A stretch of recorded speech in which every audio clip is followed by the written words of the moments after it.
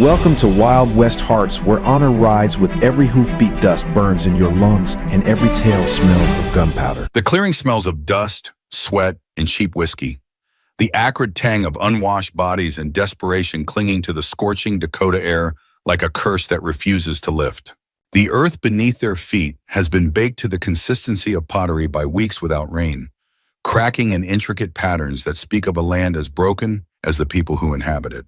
Under the brutal sun that bleaches the earth, white and splits lips with its merciless heat, turning the horizon into a shimmering mirage of false promises, a group of raiders has gathered their latest goods for auction. The line of captive Apache women stands in whatever shade they can find beneath a makeshift canvas stretched between two weathered posts.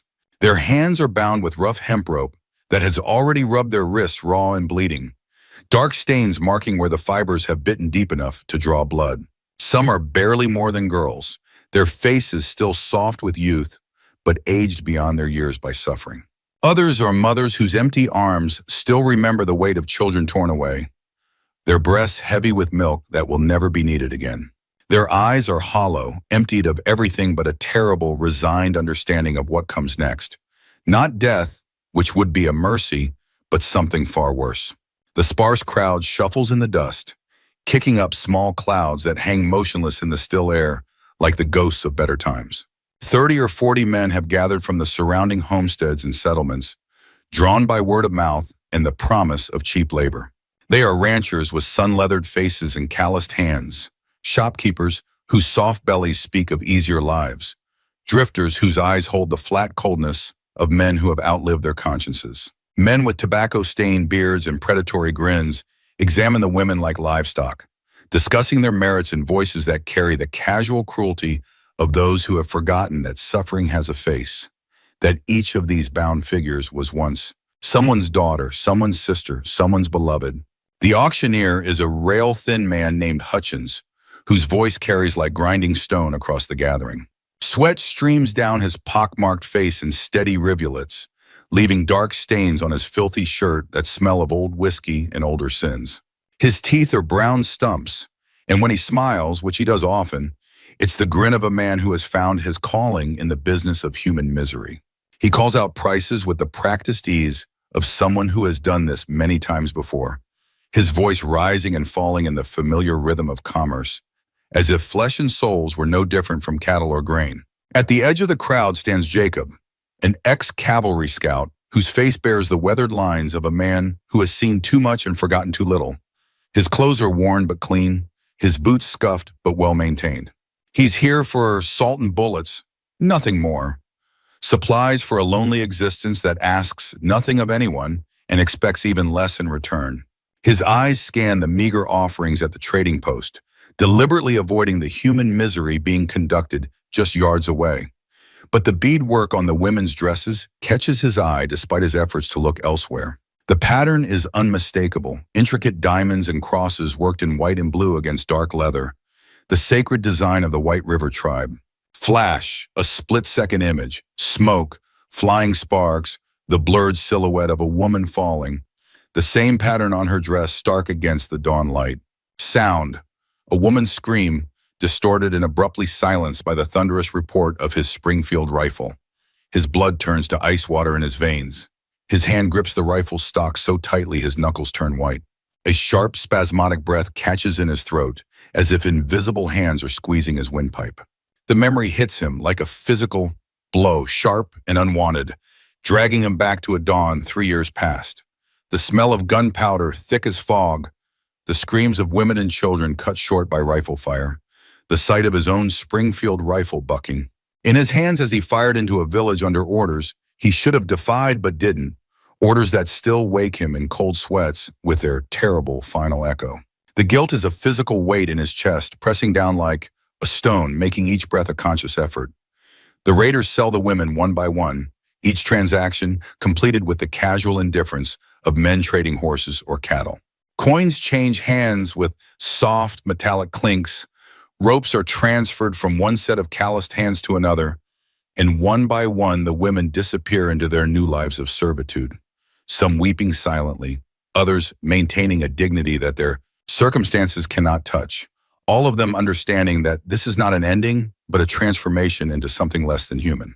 The crowd thins as the afternoon wears on, satisfied customers leading their purchases away like pack animals, some already discussing the work they expect, the children they hope to breed, the profit they anticipate from their investment in human flesh. Finally, only one remains, and Jacob's heart breaks a little more to see her. Leona stands apart from where the others had waited, her posture unnervingly still in a way that speaks of inner strength rather than resignation. She is young, perhaps 20, with the high cheekbones and proud bearing of her people. Her skin is the color of burnished copper, marked here and there with small scars that tell stories of survival. Her long black hair has been braided with small pieces of turquoise that catch the light when she moves her head, which she does with careful precision, turning slightly towards sounds that others cannot hear. The whisper of wind through grass, the distant call of a meadowlark, the shuffle of feet that tells her exactly where each person stands. But it's her eyes that make Jacob's throat tighten with recognition and sorrow. They are the pale blue-gray of winter sky, beautiful and clear and completely sightless. Cataracts, perhaps, or some injury in childhood that stole her sight but left her spirit intact. She faces the world with a calmness that borders on serenity, as if she has found something in the darkness that the sighted world cannot provide. The lead raider, a massive man with arms like tree trunks and a scar that runs from his left ear to the corner of his mouth, shoves her forward with casual brutality. She stumbles but doesn't fall, regaining her balance with the grace of someone accustomed to navigating a world she cannot see. "This one's blind," he sneers, his voice carrying the particular contempt reserved for the damaged and worthless. "Can't work the fields, can't run if she tries to escape. Hell, she's not even worth a bullet." He kicks dust at her feet with deliberate cruelty, and the remaining crowd laughs, an ugly sound that carries no warmth, only the bitter satisfaction of seeing someone worse off than themselves. Jacob moves without conscious thought, his feet carrying him forward through the crowd as if pulled by invisible strings. The crowd parts instinctively before him, men stepping aside as they sense something dangerous in his approach. Not the casual violence of the raiders, but something deeper and more focused. The controlled fury of a man who has found his breaking point.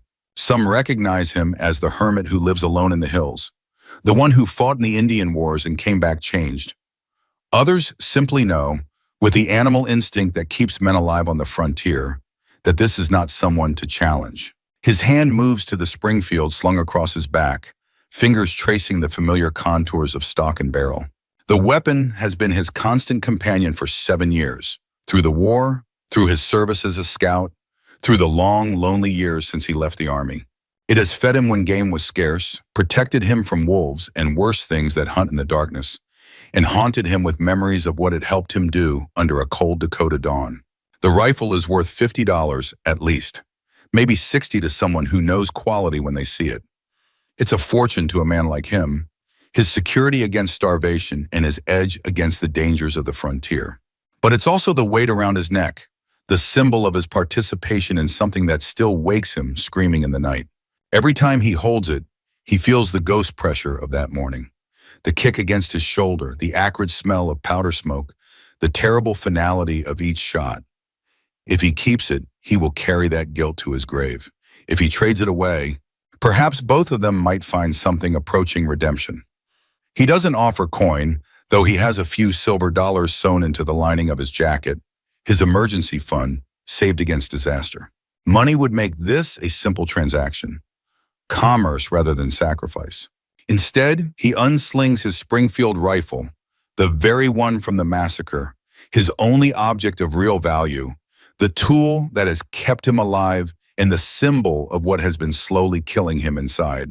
The weapon that has fed him, protected him, and haunted him for 3 long years.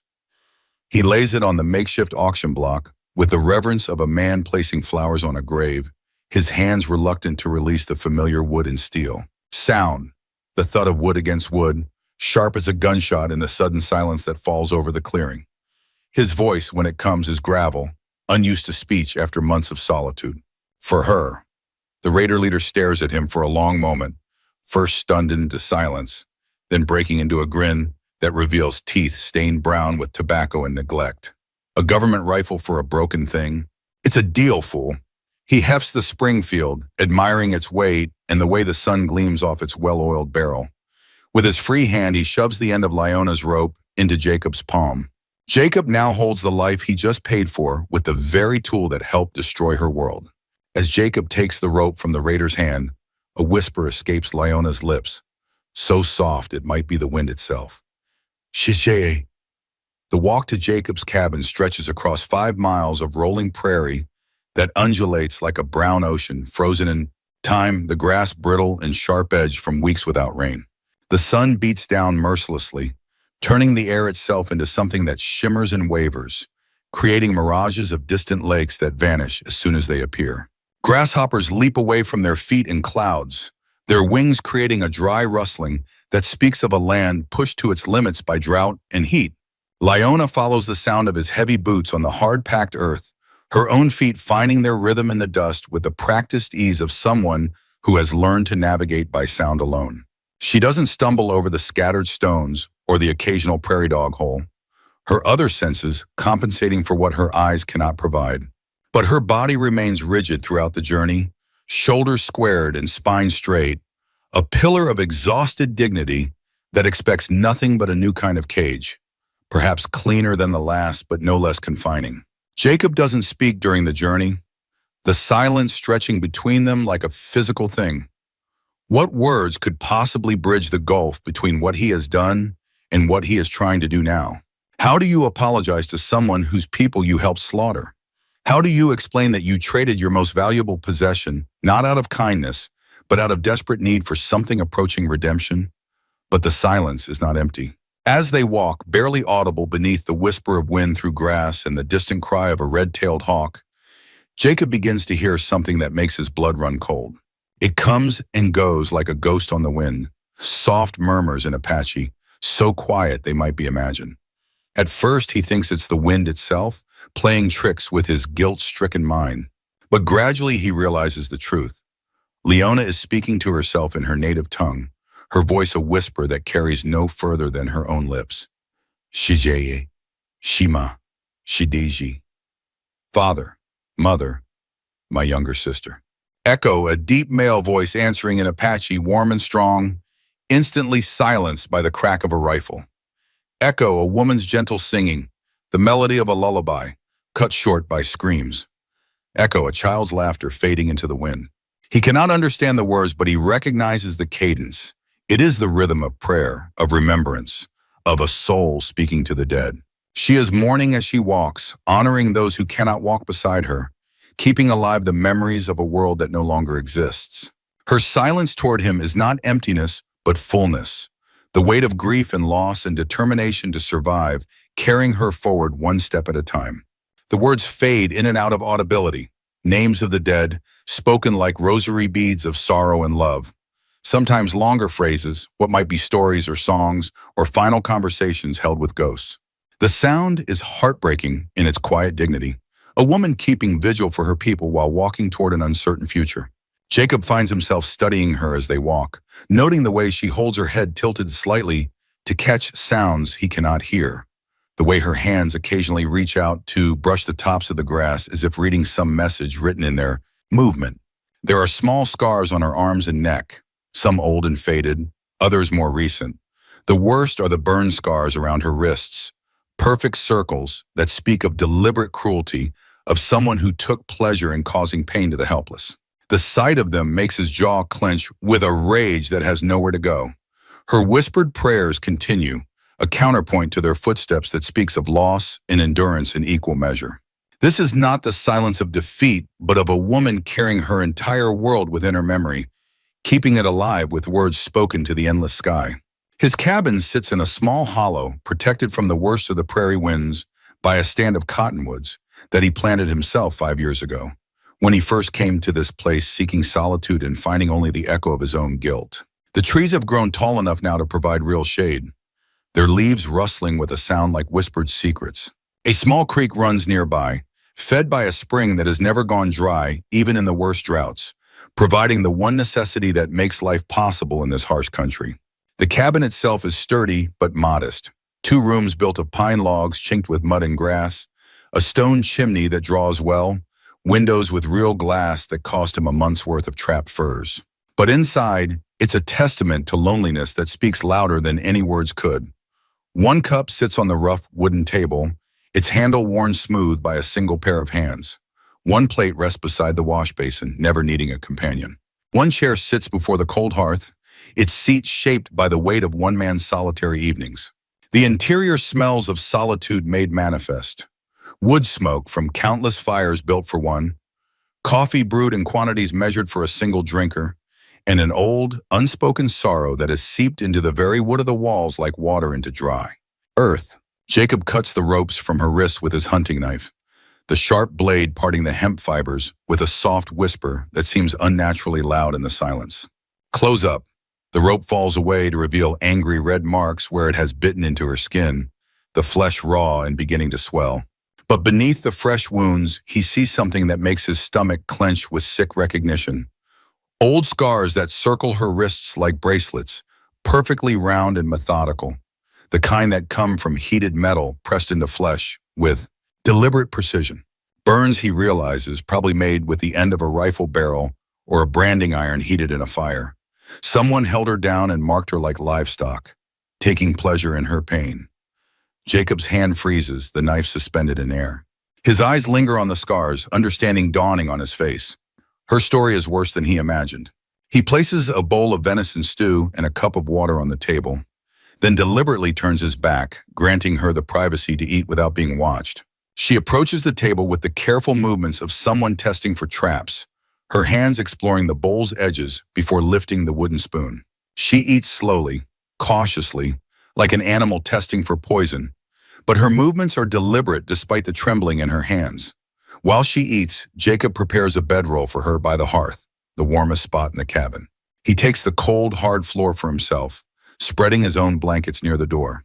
As she settles down for the night, the firelight catches those old scars again, and he wonders what other prisons she has escaped before this one. What other masters have tried to break her spirit and failed? The first morning arrives with the pale light of dawn filtering through the single window, casting long shadows across the rough wooden floor. Jacob moves with quiet purpose, his stocking feet making barely a whisper of sound as he navigates the familiar geography of his home. He builds up the fire from the banked coals, adding kindling piece by piece until flames dance yellow and orange in the stone hearth. The ritual of morning coffee follows, water from the bucket by the door, grounds measured with the precision of long habit, the familiar sound of tin cup against iron pot. But this morning is different. This morning he finds himself hyper-aware of every sound he makes, every creak of floorboard or scrape of chair leg. He is sharing his space for the first time in 3 years, and the presence of another person, this woman whose people he helps slaughter, changes everything about the familiar routine. He doesn't ask for her story, though questions burn in his throat like swallowed coals. What village did she come from? Was she there that morning when the cavalry rode in? Did she know any of the faces he still sees in his dreams? What right does he have to demand the details of her suffering when his own hands helped create it? Words of explanation or apology seem not just inadequate, but obscene. What comfort could come from the mouth of her enemy? Instead, he watches as she learns the cabin with the methodical patience of someone who knows that survival depends on understanding every detail of her environment. Her hands trace the walls with delicate precision, fingertips reading the texture of wood and chinking like others might read a book. She maps the distances with her feet, door to table, table to fireplace, fireplace to the narrow alcove where he keeps his supplies. Every measurement is committed to memory, creating a three-dimensional map in her mind that she can navigate as surely as if she could see. Her movements are economical and precise, wasted motion edited out by years of necessity. When she reaches for something, her hand goes directly to where she expects it to be. No fumbling or uncertainty. When she walks, each step is placed with deliberate care, her weight testing the floorboards before committing. Watching her, Jacob realizes that blindness has not made her helpless. It has made her careful, methodical, aware of her environment in ways that sighted people never learn to be. He begins to communicate not with words, but with the establishment of order and predictability. A language of placement and routine that speaks louder than any verbal explanation. The water bucket is always placed exactly 2 steps to the left of the door, never varying by so much as an inch. The firewood is always stacked to the precise height of her knee, each piece placed with the split side facing outward so she can tell at a glance, if glance is the right word, which pieces will burn fastest. His tools are arranged on the workbench in the same pattern each day. Knife nearest the window, awl beside it, then needle and thread. Finally, the whetstone at the far end where the light is best for detailed work. He creates a predictable world for her, a language of placement and sound that she can read as clearly as any written page. The coffee pot always sits on the left side of the stove. The wash basin never moves from its place beside the door. His rifle, when he's not carrying it, stands in the same corner every time, its stock wearing a smooth spot in the floor from constant placement. She understands immediately, her intelligence evident in how quickly she adapts to his system and begins to improve upon it. When he returns from checking his trap lines that afternoon, a journey that takes him 3 hours through the hills behind the cabin, he finds that she has found the wood pile he chopped the previous day and has begun stacking it herself. But she hasn't simply copied his method. Instead, she has sorted the wood by type and size, pine separated from oak, kindling distinct from full-size logs, each piece placed so she can identify it by scent and the grain she can feel with her fingertips. Quick cut. Jacob's hand snaps a dry twig. The crack echoes sharply across the prairie. "Coyote," he says, his voice rough from disuse. That's the sound a coyote makes when it steps on deadfall. Cut. Close-up of Lyona's ear, her head turning instantly toward the sound with preternatural precision. Cut. Jacob's hand disturbing tall grass, creating a soft susurrus that rises and falls. Wind from the north. Feel how it's cooler? Rain coming, maybe tomorrow. Cut. Lyona's bare foot on the earth, sensing vibrations no one else would notice. Cut. Jacob throws a stone into the creek. The splash is followed by the sound of water flowing over rocks. Water's high from the snowmelt. Current is fast. Too dangerous to cross here. He is teaching her to survive, to read the world through sound, scent, and touch. It is his penance, his silent apology made manifest in practical lessons. He is giving her back a world she can navigate, a world she can own, rather than simply endure. She learns with a speed that astounds him, her mind absorbing each lesson and building upon it with the fierce intelligence of someone who knows that knowledge is survival. Her hearing is a razor that cuts through the ambient noise of the prairie, the constant whisper of wind through grass, the buzz of insects, the distant sounds of civilization, to find the details that matter for staying alive in this harsh country. Within a week, she is the one teaching him things he never knew he didn't know. Revelations that come with the casual ease of someone sharing the time of day. Standing perfectly still in the afternoon heat, her face turned toward his small herd of horses grazing a quarter-mile away, she tilts her head with the concentrated attention of someone reading a difficult text. "A horse is lame in the left foreleg," she says, her voice carrying quiet certainty. "The bay mare with the white blaze. I can hear the rhythm is wrong, 3 beats instead of 4 when she walks, and she's favoring that leg when she turns. It's not severe yet, but it will be if she's not rested." Jacob squints across the distance, watching his horse with eyes that have spent 30 years learning to see details in landscape and movement. It takes him several minutes of careful observation before he spots what she heard immediately: the subtle hitch in the mare's gait, so slight that he might have missed it entirely if she hadn't pointed it out. Lina's perspective, the image of the trading post merchant Silas Morton, is slightly blurred, the edges of his form indistinct, but the sound is crystalline in its clarity, his heart beating too rapidly, his breathing becoming shallow and quick when he names a price, the almost imperceptible tapping of his fingers against his ledger when he lies. "That man's heart beats too fast when he talks of money," she whispers, her voice barely audible beneath the merchant's loud bonhomie. "I can hear the lie in how his breathing changes. It gets shallow and quick when he names a price. He's planning to cheat you." Jacob has dealt with Silas Morton for 2 years, always feeling vaguely unsettled by the man's oily charm, but never able to put his finger on why. He listens more carefully this time as Morton launches into his familiar sales pitch. And sure enough, there's something off about the rhythm of his speech when he quotes prices. A slight breathlessness, a hurried quality that suggests deception. But it's the night she saves his life that he truly understands what she has become. They are sitting on the porch, watching the stars emerge in the darkening sky, when she suddenly stands perfectly still, her face turned toward the dark hills to the east. Every muscle in her body goes taut as a bowstring. "Two riders," she whispers, her voice tight with controlled fear. "A mile out, coming slow. They're trying to be quiet, but one of the horses has a loose shoe. I can hear it clicking against stones." Jacob grabs his rifle from where it leans against the cabin wall, his heart pounding as he strains to see or hear what she has detected. The darkness reveals nothing to his eyes, and the wind carries no sound to his ears, but he has learned to trust her completely. Are they still coming? Yes, they've stopped now, probably watching us. The one on the left horse is breathing hard, like he's been riding fast for a long time. They wait in the darkness, every nerve strung tight, until 20 minutes later, two riders emerge from the shadows exactly where she said they would be. They are deputies from town, sent ahead by the sheriff who arrives the next morning with the dawn. Sheriff Mackenzie is a practical, weary man in his 50s, his face lined by 30 years of dealing with the violence and desperation that festers on the frontier. He doesn't bother to dismount, sitting his horse like a man who has delivered this kind of message too many times before. Jacob stands in the doorway of his cabin, his body deliberately positioned to block any view of Leona inside. He says nothing, but his silence is a wall built of stubborn determination and a lifetime of making hard choices when easier ones were available. His jaw is set like granite, his eyes flat and hard as winter sky. The sheriff's words carry the weight of inevitability, each syllable dropping into the morning air like stones into still water.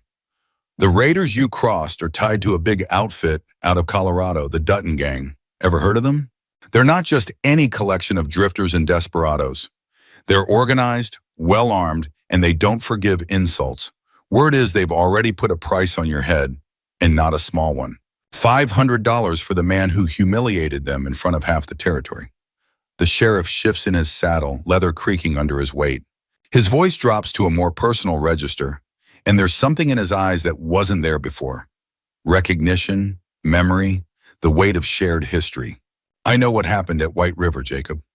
Close up, Jacob's face, the muscles in his jaw tightening, a flicker of pain crossing his weathered features. Flash, smoke and ash blowing in the wind across a scorched landscape, gone in an instant. "I was there when the reports came in. I saw the dispatches, read the casualty lists. Hell, I knew some of those soldiers. Good men who came back changed, if they came back at all." The words hit Jacob like a physical blow, driving the air from his lungs. White River. The name hangs between them like smoke from a rifle barrel, carrying with it the weight of 3 years' worth of nightmares and guilt. "Don't bring that kind of trouble to our town," the sheriff continues, his voice steady, but his eyes reflecting understanding of what that day cost the men who lived through it. "Whatever you're trying to make right here, whatever peace you think you're buying with that girl's life, it won't resurrect the dead, Jacob. It won't wash the blood off your hands or make the screaming stop in your dreams. I know, because I've been watching you for 3 years, watching you waste away in these hills like a man digging his own grave one day at a time." The sheriff pauses, studying Jacob's face with the eyes of a man who has seen how guilt can destroy a soul. The town council met last night in emergency session, went on until near midnight, with folks getting more worked up as the hours passed. They're scared, Jacob, and scared people make bad decisions. These aren't just any raiders. The Duttons have burned out 3 settlements in the past 2 years, killed anyone who got in their way. Men, women, children, doesn't matter to them. They leave messages written in blood and ash. He leans forward in his saddle, his voice carrying the particular authority of a man who has seen too much death. The council wants her gone. They don't care where, as long as it's away from here before trouble comes calling. They figure if you get rid of the cause, maybe the Duttons will lose interest and move on to easier targets. Still, Jacob says nothing. The silence stretches between them, broken only by the restless stamping of horses and the distant call of a meadowlark greeting the dawn. His silence is not the absence of words, but the presence of will, a refusal to bend that communicates more clearly than any speech. Sheriff Mackenzie straightens, his voice returning to its official tone, but carrying an undertone of genuine concern. Don't make me come back here on official business, Jacob. Whatever happened at White River, whatever demons you're fighting, dragging innocent people into your personal war won't bring you the peace you're looking for. Next time I come out here, I won't be alone, and I won't be asking. The sheriff turns his horse and rides away, leaving his threat hanging in the cold morning air. Sharp cut, inside the cabin. Lina stands in the center of the room, holding the heavy iron poker from the fireplace in both hands. She has heard every word, understood every threat, and prepared herself to fight. They will come, she says simply. It's not a question. Yes. Tonight. Maybe. Or tomorrow. Soon. She nods once, a sharp movement that speaks of acceptance rather than fear. What do you want me to do? The question catches him off guard. Not what will you do, or will you send me away, but what do you want me to do? As if the choice is still his to make, as if she trusts him to make the right one. That night, the cabin is filled with a tense, waiting silence that seems to press against the walls. Jacob doesn't tell her to pack her few belongings. He doesn't offer false reassurances about their chances or meaningless comfort about everything working out for the best. Instead, he walks to the small wooden chest where he keeps his most personal effects. A daguerreotype of his parents, a letter from his dead brother, and the skinning knife his father gave him on his 16th birthday.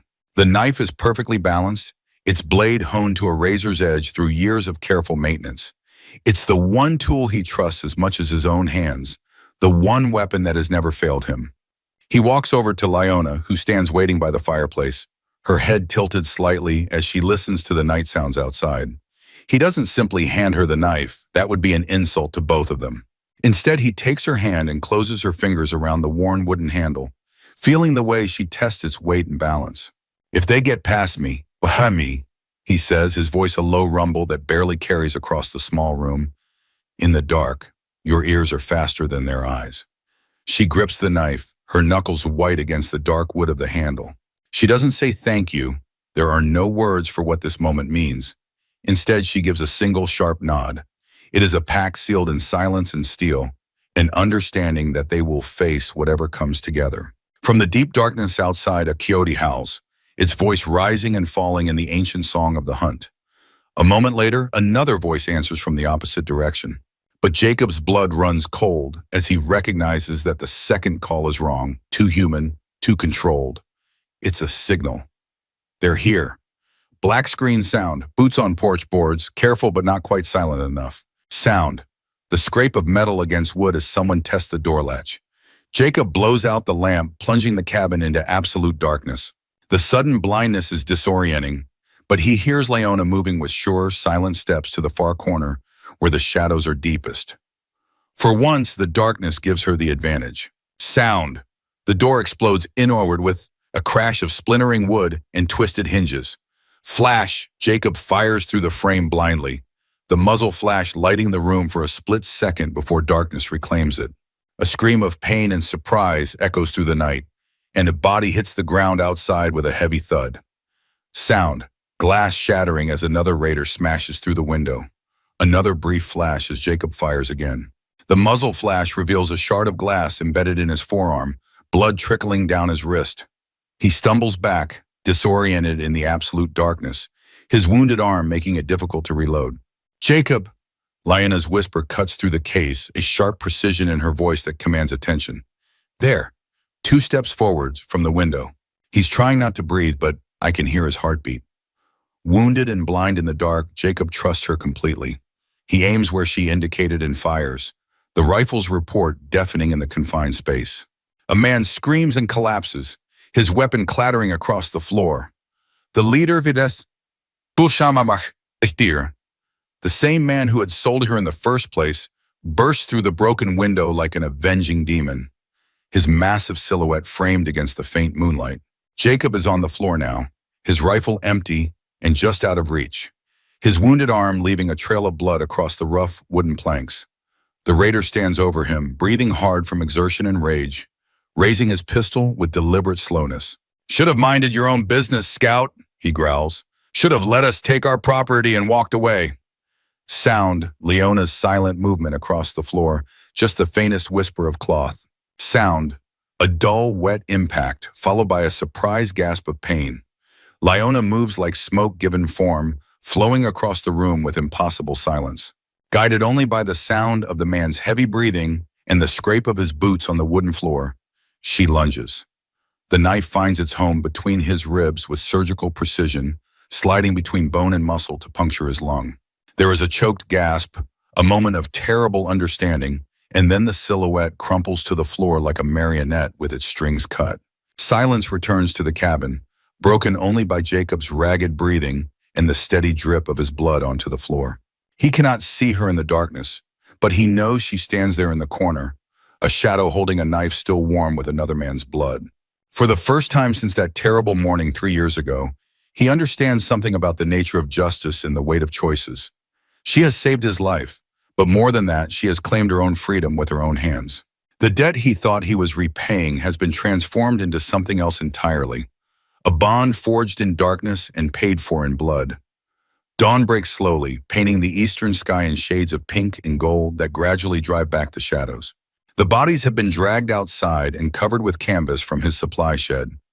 Jacob sits on the porch steps, his arm crudely bandaged with strips torn from an old shirt, watching the sun climb above the horizon. Lyona is a few feet away, methodically cleaning the knife with a piece of cloth she dampened in the wash basin. The rising sun catches the scars on her wrists, those old wounds that speak of other battles fought and won in darkness. Her hands are steady now, no longer trembling with the memory of captivity. He watches her work, this woman who saved his life and claimed her own freedom in the space of a few terrible minutes. The guilt that has weighed on him for 3 years hasn't disappeared. It never will, but it has been joined by something else. Understanding, perhaps. Or redemption earned not through grand gestures, but through small acts of decency when decency matters most. She finishes cleaning the knife and hands it back to him, handle first. Their fingers touch briefly as he takes it, and for a moment neither of them moves. "The town will want answers," she says quietly. "Let them want. The sheriff will come back. Let him come." She turns her face toward him, and though her eyes cannot see, he feels the weight of her attention like sunlight after a long winter. "Why?" she asks. "Why did you trade your rifle for me?" Jacob considers the question, thinking of the Springfield that is now in the hands of a dead man, the weapon that fed him and haunted him in equal measure. He thinks of the village by the White River, of orders followed and lives destroyed, of the long, cold nights when guilt was his only companion. "Because," he says finally, "some debts can only be paid in full." She nods, understanding passing between them without need for further words. They sit in comfortable silence as the sun climbs higher, warming their faces and driving away the chill of the night. Somewhere in the distance, a meadowlark sings its liquid song, and the prairie grass whispers secrets that only the wind knows. He looks from the dead raiders to the woman beside him, and finally understands the true nature of the trade he made in that dusty clearing. He had thought he was buying her freedom with his guilt, paying for her life with the symbol of his shame. But the transaction had been more complex than that, more profound. In the end, they had saved each other.